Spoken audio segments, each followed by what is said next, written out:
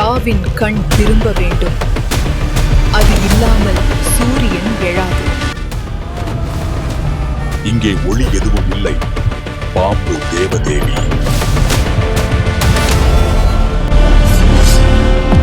ஒளி மீண்டும் இருக்கிறது. அரசர், என் தந்தை கேட்க சொன்னார். கொஞ்சம் தண்ணி தாரீங்களா?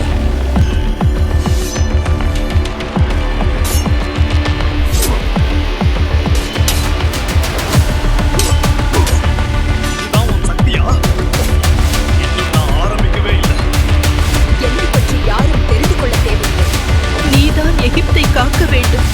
ஆவின் சக்தி இனி உன்னிடமே இல்லை.